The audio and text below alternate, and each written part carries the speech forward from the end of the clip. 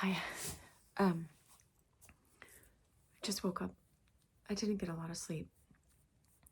But anyway, I wanted to teach today because something really important is coming up. And this isn't going to take long. I only have like 10 minutes. Okay, so what's coming up is, again, what I talk about a lot is your ego path. And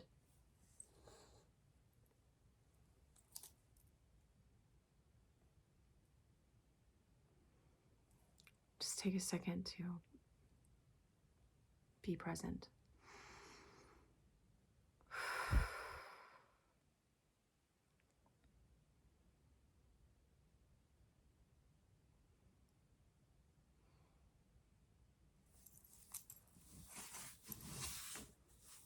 I had my dog this morning. So,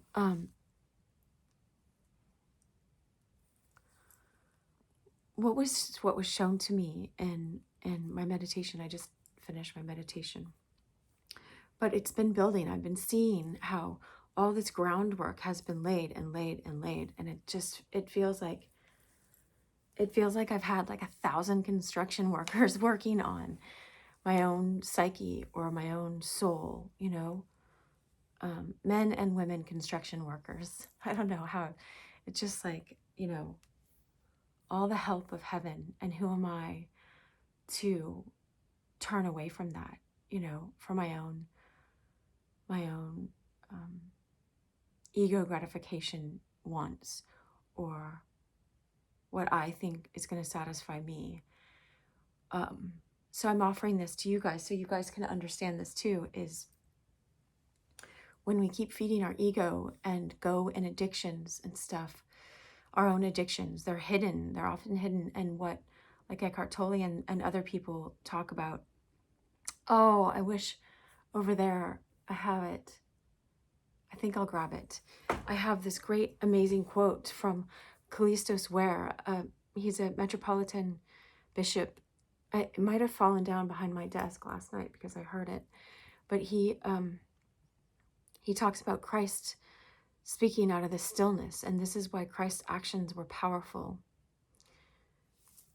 Maybe I just put the quote in the description, because sometimes when we go into a quote, my guitar, we're leaving our true self. So I'll just keep being present with you and myself. But also Eckhart Tolle is talking about staying in the quiet and the stillness, and how we get addicted to our own thought patterns. We can get addicted to negative thought patterns too, the negative things people told us in the past that we believed because we were children, and then we keep repeating what my mentor, this lovely elderly Jewish man that was my mentor and teacher in Montreal, Dr. Sarkis, he'd say we keep making negative predictions about an unknown future instead of having this blank future. Oh, we make negative predictions about an unknown future. But anyway, I saw the monsters we become, and this is not to like, it's not like you're going to hell. I'm not presenting it like that, but the hell that we create within our own psyches when we let something that is lesser, our egotism, run instead of our soul self and the silence and the stillness. And what my meditation happened to be on this morning was on, and I hate meditating on this, it's an assigned passage, but it was on Christ's crucifixion and right before the crucifixion. But what I was given in my inner mind, in my intuition, and by the Holy Spirit, or however you call it. This is not about being religious. This is about understanding your own inner self, and how you operate, and how different parts of yourself can claim to be I. They say that they are you, and they try to reign, and they want to keep living. And just like everything wants to keep staying alive. And so it's like this part of you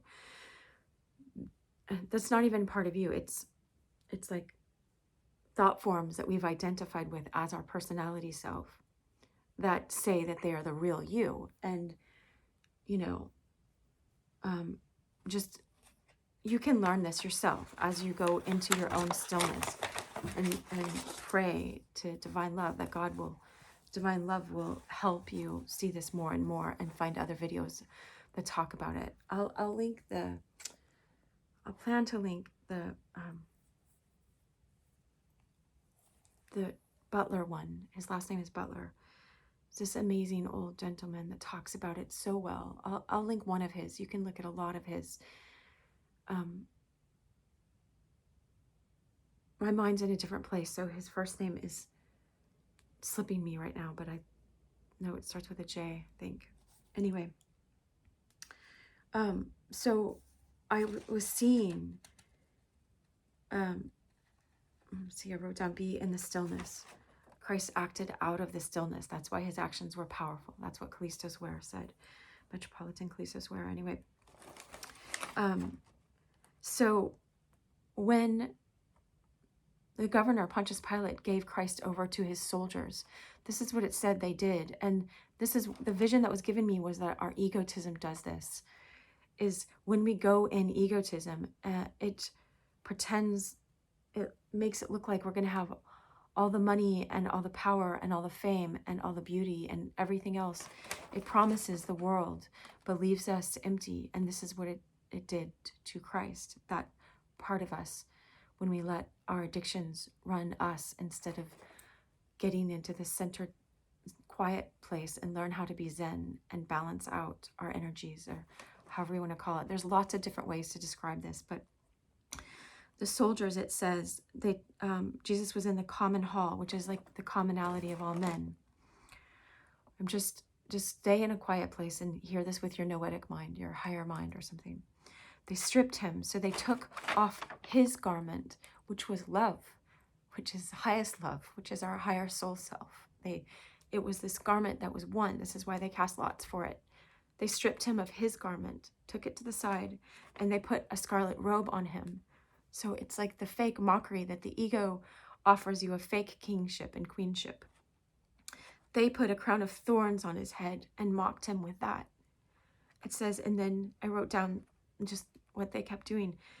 They put a reed in his right hand. So that's the false sense of power your egotism takes, when it acts like it needs to be in charge, because it thinks it does. It wants to survive. If you stay neutral, you can just observe it. You don't have to fight it. You don't have to be in its grips.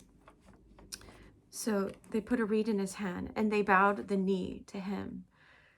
They bowed to the wrong. When we're bowing to our egotism, we're bowing to the wrong authority. And so when we do that, we end up mocking someone like Christ, who is love, who is the embodiment of enlightenment, of the path, of the way and the truth and the love.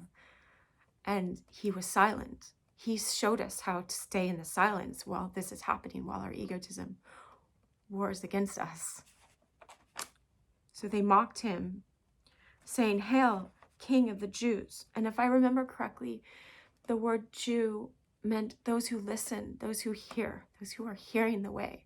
And so a true Jewish person, and I'm not talking about the religion and everything, but if we just look at the essence of the words, the spirit of the words, one who hears the way, follows.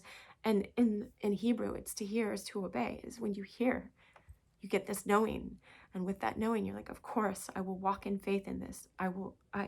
So of course, he is the king, but their egotism doesn't recognize this.